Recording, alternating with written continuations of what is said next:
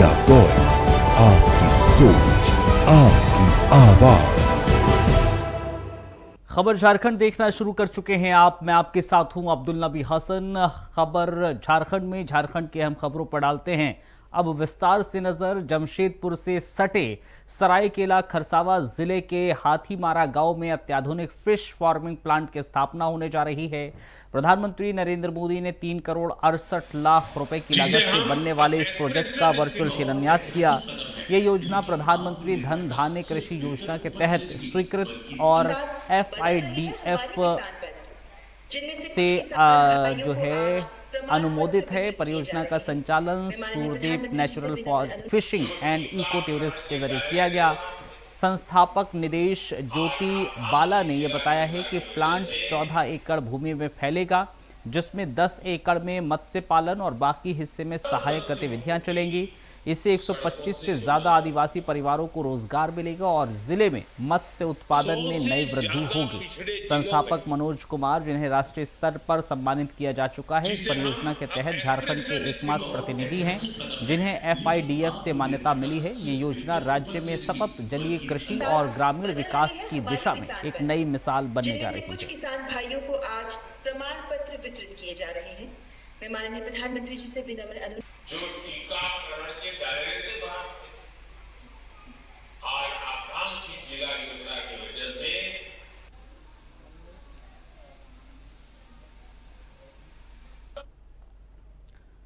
नक्शे आज भी जमीन, समुद्र और हवा में यात्रा के लिए बेहद जरूरी हैं, लेकिन इसके उपयोग का दायरा इससे कहीं बढ़कर है।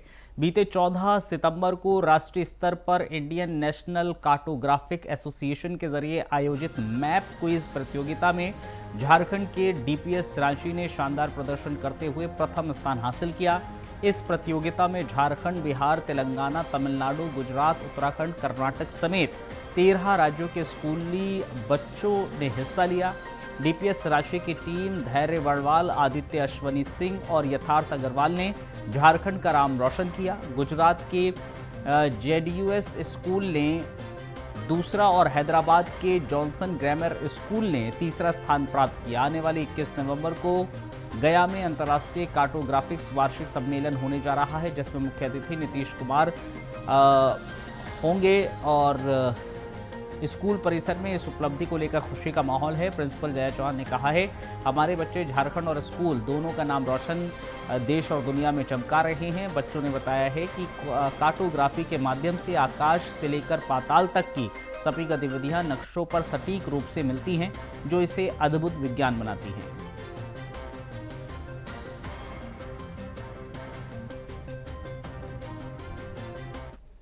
देखिए, हम चाहते हैं कि बच्चे जैसे परिश्रम कर रहे हैं वो आगे भी परिश्रम करें, उत्कृष्ट अपना अव्वल दर्जे का वो अपने सपनों को साकार करें, वो आगे बढ़ते रहें और कभी भी किसी भी बाधा से घबराएं नहीं। उनके उज्जवल भविष्य के लिए हम हमेशा अथक प्रयास करेंगे और बच्चों को यही आशीर्वाद है कि हम बहुत ही गर्व महसूस करते हैं जब आप कुछ भी अचीव करते हैं। तो आगे भी हम लोगों का सारा सपोर्ट रहेगा पूरे DPS रांची फैमिली के तहत और प्रिंसिपल का आशीर्वाद हमेशा रहेगा और हम बस यही कामना करते हैं कि बच्चे स्वस्थ रहें, खुश रहें और कभी भी पढ़ाई को एक बोझ की तरह ना लें और आगे ही आगे जीवन में बढ़ते रहें। जमशेदपुर पश्चिम विधानसभा क्षेत्र के उलीडीह थाने के अंतर्गत सुभाष कॉलोनी रोड नंबर 5 में रविवार को स्थानीय लोगों का गुस्सा खुलकर सामने आया। कॉलोनी वासियों ने सड़क पर बह रहे नाले के गंदे पानी की समस्या को लेकर विरोध किया और विधायक के खिलाफ जमकर नारेबाजी की गई। लोगों का कहना है कि नाले के बहते गंदे पानी की वजह से पूरे इलाके में दुर्गंध फैली रहती है और रोजाना इसी पानी से होकर गुजरना पड़ता है। कॉलोनी वासियों ने यह भी कहा है कि कई बार मानगो नगर निगम और विधायक सरयू राय से शिकायत की गई, लेकिन समस्या का समाधान अब तक नहीं हुआ। नाराज लोगों ने चेतावनी दी है कि अगर जल्द स्थिति में सुधार नहीं होता है तो वो निगम कार्यालय और विधायक आवास का घेराव करेंगे।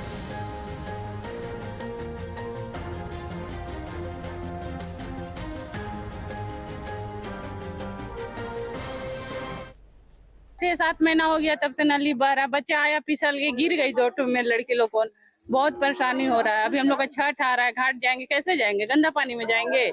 हाँ, मांग करते हैं आप हम लोग बोल रहे हैं जितना जल्दी हो हम लोग का रोड बने और नाली इधर से कटे और साफ हो। लोग? स्थानीय विधायक का क्या सर हो रहा है तो कभी यहाँ आए ही नहीं देखने के लिए, तो हम लोग क्या बोलेंगे? आज तक हम लोग वोट दे दिए, जीत गए, बस खत्म हो गया। बहुत ज्यादा दिक्कत है, हम लोग को घर से बाहर निकलने में बहुत ज्यादा दिक्कत हो रही। थोड़ी सी अभी बारिश होता है तो हम लोग घर से बाहर नहीं निकलते हैं। अब ये नाली का पानी हम लोग का घर तक जाता है और हम लोग बाहर तक नहीं गए। अभी देखिए हम लोग मंदिर भी जाना है तो हम लोग नहीं जा पाते हैं। इसका आप लोग विरोध कर रहे हैं? जी जी। इधर जमशेदपुर के बिष्टुपुर थाने क्षेत्र के रामदास भट्टे से अपहरण हुए बच्चे को पुलिस ने सुरक्षित बरामद कर लिया है। पुलिस ने इस मामले में मुख्य आरोपी शेख शादुल को मुर्शिदाबाद से गिरफ्तार किया है। शादुल जो पेशे से ड्राइवर है, उसी स्कॉर्पियो वाहन को चला रहा था जिससे बच्चे का अपहरण हुआ। सिटी एसपी कुमार शिव आशीष ने बताया है कि इस अपहरण में आमीन शेख समेत 3 अन्य आरोपी भी शामिल हैं, जिनकी तलाश में पुलिस की टीमें लगातार छापेमारी कर रही हैं। अपहरण की वजह पैसों के लेन देन का विवाद बताया जा रहा है, जहां मजदूरों ने बच्चे के पिता के भाई की कंस्ट्रक्शन साइट पर बकाया रकम को लेकर गुस्से में आकर बच्चे का अपहरण किया था। पुलिस की सक्रियता और सीसीटीवी फुटेज के आधार पर महज कुछ ही घंटों में बच्चे को बरामद कर लिया गया है। बच्चे के परिजनों ने सिटी एसपी कुमार शिव आशीष को शॉल उड़ाकर सम्मानित भी किया और त्वरित कार्रवाई के लिए धन्यवाद दिया।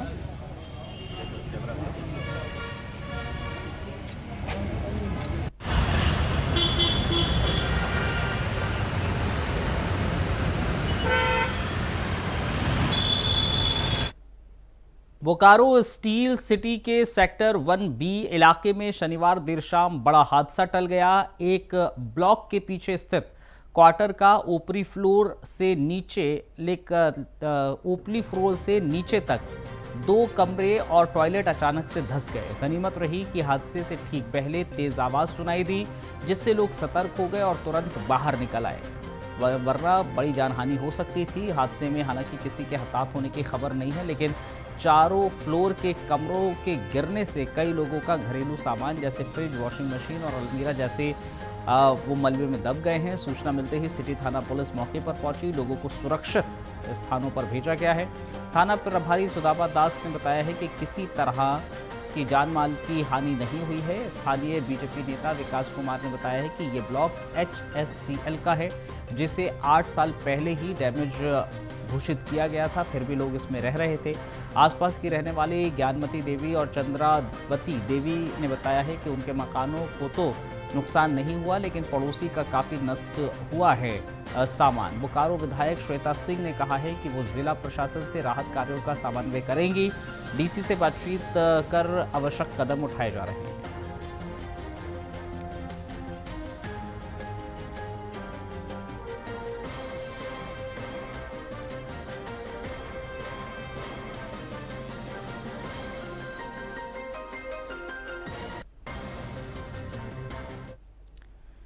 सरायकेला खरसावा जिले के राजनगर थाना क्षेत्र के बरसासाई गांव में पुलिस ने फरार अभियुक्त के खिलाफ बड़ी कार्रवाई की है।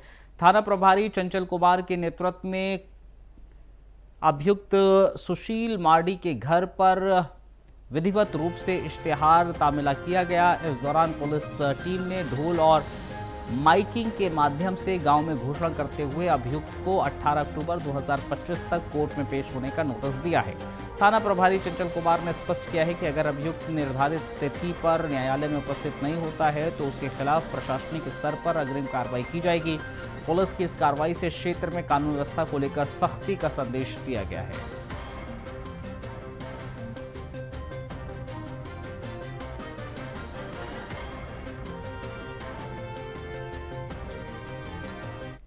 के घर पर इश्तिहार तामीला किया गया। माननीय न्यायालय द्वारा इश्तिहार निर्गत किया गया था। आज हम लोग इनके घर पर इश्तिहार का विधिवत तामीला किया। सुशील मार्डी अभियुक्त हैं, इन पर यौन शोषण का आरोप है। माननीय न्यायालय द्वारा दिनांक 18 तक एग्जीक्यूशन रिपोर्ट हम लोग से मांग किया गया है। हम लोग उसी में सभी इश्तिहार में जो आपका BNSS 84 के तहत नियमों का अनुपालन करते हुए विधिवत तामीला कर रहे हैं। इधर सरायकेला खरसावां जिले के उपायुक्त नीतीश कुमार सिंह ने खरसावां और आमदा क्षेत्रों का दौरा कर तसर उद्योग और खादी पार्क की गतिविधियों का जायजा लिया है। इस दौरान उन्होंने खरसावां के अग्र परियोजना केंद्र, आमदा के खादी पार्क और कुदासिंगनी के सामान्य सुलभ केंद्र और आमदा में अधूरे पड़े सिल्क पार्क का निरीक्षण किया। उपायुक्त ने तसर कोसा की खेती से लेकर सूत कताई, कपड़ों की बुनाई और मार्केटिंग की पूरी प्रक्रिया की जानकारी ली। खरसावां पीपीसी में बीजागार का निरीक्षण करते हुए उन्होंने उद्योग विभाग के अधिकारियों और एडीआई रविशंकर प्रसाद और पीपीओ नीतीश कुमार को तसर उत्पाद बढ़ाने पर बल देने के निर्देश दिए हैं। आमदा में अधूरे सिल्क पार्क को पूरा कर शीघ्र कामकाज शुरू करने के लिए डीसी ने उद्योग विभाग को डीपीआर तैयार करने के आदेश दिए हैं। उन्होंने कुदासिनी गांव और जारक्राफ्ट के सीएफसी में काम कर रही महिलाओं से बातचीत की है, जिन्होंने मशीन पुराने होने की समस्या बताई और नई मशीन की मांग की है। डीसी ने उन्हें सहयोग का आश्वासन दिया है। निरीक्षण के दौरान उन्होंने खादी पार्क के बुनाई केंद्र, बिक्री केंद्र और गांधी संग्रहालय का भी अवलोकन किया है और इसे व्यवस्थित रखने के निर्देश दिए हैं। इस मौके पर बीडीओ प्रधान मांझी, सीओ कप्तान सिंह को, खादी पार्क के प्रभारी सुनील कुमार सहित अन्य अधिकारी मौजूद रहे।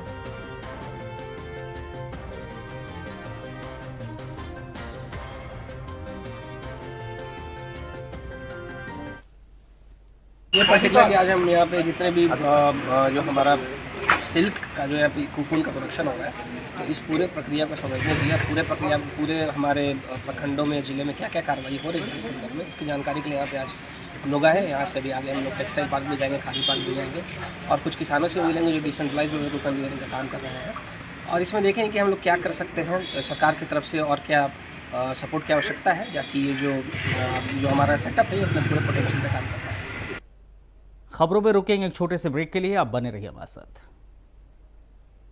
ब्रेक के बाद बहुत स्वागत आप सभी का। कुछ और अहम खबरों पर डालते हैं विस्तार से नजर। दरअसल अब खबर दिल्ली से है, जहां पर पोगड़ा गांव में अवैध बालू खनन और परिवहन के खिलाफ प्रशासन ने बड़ी कार्रवाई की है। राहे अंचल अधिकारी की अगुवाई में सोमवार को 3 टिपर और 3 ट्रैक्टर जब्त किए गए हैं, जबकि चालक मौके से फरार है। सभी वाहन अब सिल्ली थाने में रखे गए हैं, आगे की कार्रवाई की जा रही है। यह मामला राजनीतिक रूप से भी गर्मा गया है, क्योंकि पोगड़ा विधायक अमित महतो का पैतृक गांव ये है। कुछ महीने पहले विधायक ने ईचा हाथू और बासा हाथू क्षेत्र में खुद मौजूद रहकर अवैध खनन पर कार्रवाई कराई थी, लेकिन अब उनके ही गांव में खुली अवैध खनन की शिकायतें उठ रही हैं। स्थानीय ग्रामीणों का आरोप है कि राड़ू नदी से रोजाना बालू अवैध रूप से निकाला जाता है।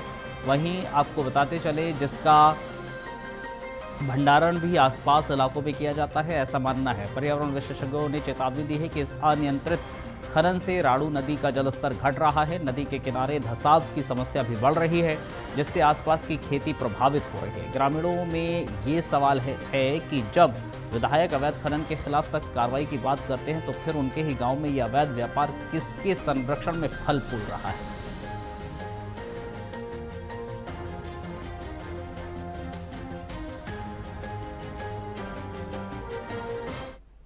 बोकारो जिला के पेटरवार थाना क्षेत्र में खेतको दामोदर नदी पर स्थित क्षतिग्रस्त पुल के ऊपर और नीचे अवैध बालू खनन से स्थानीय ग्रामीणों में भारी आक्रोश है। ट्रैक्टरों के जरिए पुल के आसपास बालू उठाने पर ग्रामीणों ने विरोध जताते हुए खनन विभाग और प्रशासन से इस कार्रवाई को तुरंत बंद कराने की मांग की है। पुल के दर्जनों पिलर जर्जर और क्षतिग्रस्त हो चुके हैं, जिसका प्रमाण तस्वीरों और वीडियो में भी देखा जा सकता है। कुछ महीने पहले ही रांची से आई कुछ पुल विशेषज्ञ टीम ने भी बालू खनन के कारण पुल को नुकसान पहुंचाने की पुष्टि की थी। ग्रामीणों का कहना है कि बालू खनन और ट्रैक्टर के आने जाने से नदी के रास्ते पूरी तरह से खराब हो गए, जिससे महिलाएं, बच्चे, बुजुर्ग सुरक्षित आवाजाही नहीं कर पा रहे हैं। इसके अलावा नदी किनारे बालू खनन से छठ पर्व के दौरान पूजा पाठ में भी परेशानी आ सकती है। ग्रामीण प्रशासन और खनन विभाग से शीघ्र प्रभावी कार्रवाई की मांग की है, ताकि पुल को और नुकसान से बचाया जा सके।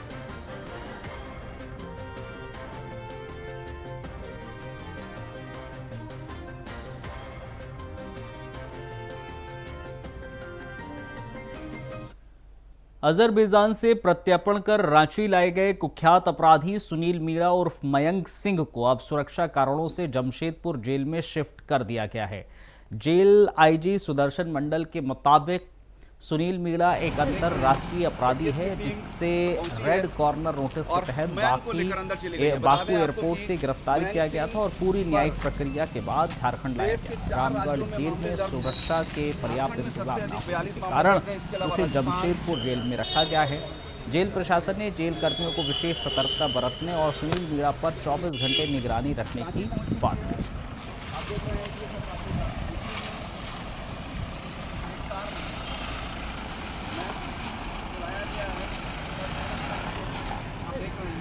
एटीएस की टीम पहुंची है और मयंक को लेकर अंदर चली गई है। बता दें आपको कि मयंक सिंह पर देश के 4 राज्यों में मामले दर्ज हैं।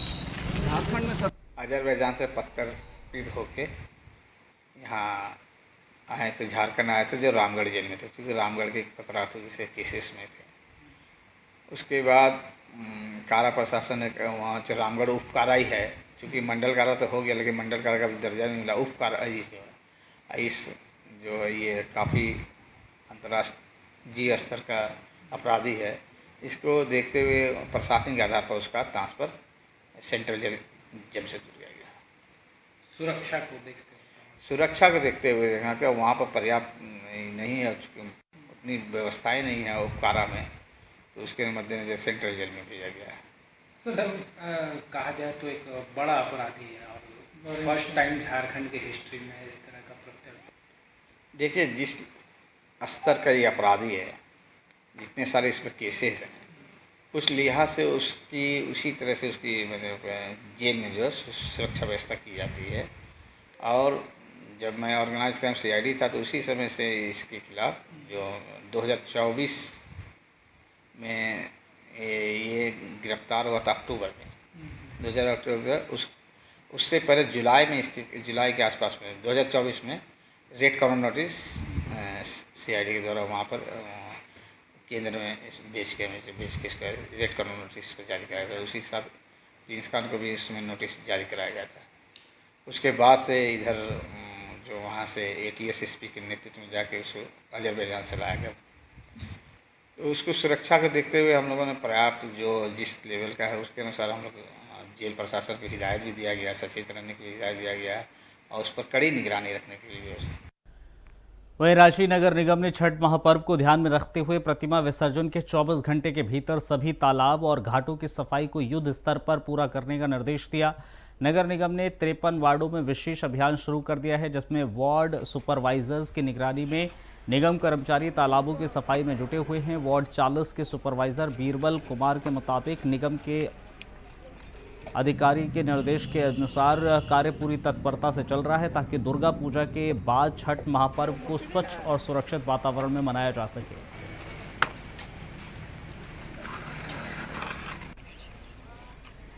तो रांची में छठ महापर्व की तैयारियां पूरी जोर शोर से चल रही हैं, जिसमें जो भी घाट है उनको साफ सफाई की जा रही है। आप तस्वीरें देख भी सकते हैं। 24 घंटे के भीतर सभी तालाबों और घाटों की सफाई को युद्ध स्तर पर पूरा करने के निर्देश दिए गए हैं। नगर निगम ने 53 वार्डों में विशेष अभियान शुरू कर दिया है, जिसमें वार्ड सुपरवाइजर की निगरानी में निगम कर्मचारी और तालाबों की सफाई कर रहे हैं। तस्वीरें भी आप देख सकते हैं। वार्ड 40 के सुपरवाइजर भी दरअसल उनके मुताबिक कहा गया है कि निगम के उच्च अधिकारी हैं, उनके निर्देश सख्त निर्देश हैं कि ये कार्य पूरी तत्परता के साथ किया जाए ताकि दुर्गा पूजा के बाद जब छठ महापर्व आए तो वो स्वच्छता के साथ और सुरक्षित वातावरण में मनाया जा सके। मैं वार्ड नंबर 40 का सुपरवाइजर बीरबल कुमार रांची नगर निगम में कार्यरत हूँ। हमारे प्रशासक महोदय सर का आदेश, अपर प्रशासक महोदय, उप प्रशासक, सहायक प्रशासक और सिटी मैनेजर सर लोग का आदेशानुसार था कि 24 घंटा के अंदर हमें विसर्जन सामग्री को तालाब से निकाल देना है और अपनी ड्यूटी और कर्तव्य को समझते हुए हमने आज शालीमार तालाब से पूरी तरह सामग्री को निकालकर बाहर रख दिया है। अपने कर्तव्य को पूरा निष्ठा एवं कर्तव्य से ईमानदारी पूर्वक करने का कार्य हम लोग कर रहे हैं। वार्ड नंबर जमशेदपुर के साक्षी थाना क्षेत्र के संजय मार्केट में अचानक हुई हिंसक मारपीट ने बाजार में दहशत मचा दी है। 3 से 4 दर्जन हथियारबंद युवकों ने मोबाइल दुकान संचालक नितिन श्रीवास्तव, कपड़ा दुकान संचालक अमृत और उनके पिता समेत कई लोगों पर हमला किया, जिसमें कई घायल हो गए और 22,000 रुपये भी छीन लिए। आपको बताते चलें कि इस हमले में स्थानीय दुकानदारों की मदद से 3 हमलावरों को पकड़कर पुलिस ने के हवाले भी किया गया है। घटना सीसीटीवी में कैद हो गई, जिसे पुलिस ने बरामद कर मामले में एफआईआर दर्ज कर ली है और जांच शुरू की है। साक्षी थाना प्रभारी आनंद मिश्रा ने दोषियों के खिलाफ सख्त कार्रवाई का भरोसा दिया है।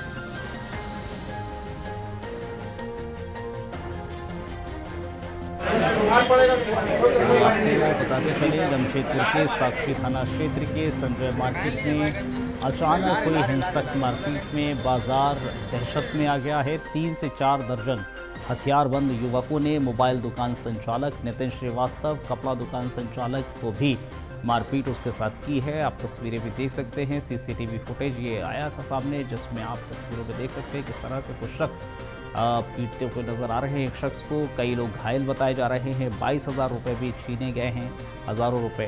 हालांकि इन सब मामले के बाद पुलिस ने सीसीटीवी के माध्यम से आरोपी को पकड़ लिया है। लड़के लोग के साथ आपस में लोग का लड़ाई हुआ था। आज सुबह कम से कम ये लोग 150 से 200 लड़का आया था। हम भी वहाँ खड़े थे। हम पहले हमको वो बोला था बात, और आते साथ पहले अंकल को और निक्की को मारा, फिर हमारे लड़का को पगड़ी उगड़ी खोल के मारा है लोग। उसी से मारा, उसका नाम राज है। वो आज सुबह पहले दारू उरू पिलाया, सबको लेके आया लड़का लोग को। उसमें 1-2 लड़का जानते, बाकी किसी को लड़का था। क्या हथियार वगैरह सुनने में? हथियार देखिए सर, ये चापड़ मेरे को मारा, चापड़ लेके आया था। हम उससे मारने के लिए छीनने मार रहा था। पिस्टल बोल रहा निकालो मारो, निकालो मारो, जो दिख रहा उसको मारो। क्या कुछ हुआ था पूरा? कल मार्केट में दुकान लगा था, जो लड़का से अभी मारपीट हुआ उसका लड़का लोग पी के आके सबको पहले दुकानदार को मारा है। मारने के बाद कल सब बीच बचाव करके हटा दिया।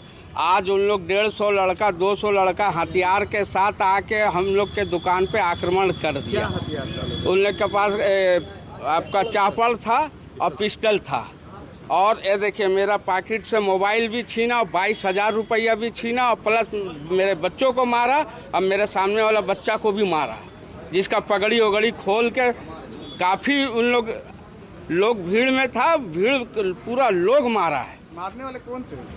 मारने वाला मेन राज सिंह था और उसका सब साथी था, सब पिया हुआ था। क्या कुछ हुआ था बताइएगा। अचानक से आया ये लोग, 100-150 लड़का मेरे को और इसको आके दोनों के फादर के ऊपर हाथ चलाने लगा। इतना लड़का था, चापड़ और गन लेके आया था, चमका रहा था पूरा। सब दुकान से कपड़ा छीन के लेके गया, गल्ला खोल रहा था। मेरे फादर का मोबाइल चोरी किया, पॉकेट में ऊपर में जितना पैसा बंडल रखा होता वो लेके गया। कितना पैसा होगा वो तो 7-8 हज़ार रुपये लगभग होगा, 10-12 हज़ार रुपये होगा। गिने नहीं थे, दुकान का हिसाब का बस मोड़ के रखे थे पॉकेट में। बस उतने में आया, मारपीट किया, झट लेके चला गया। चलो इस बुलेटिन में फिलहाल इतना ही, इजाजत दीजिए, नमस्कार।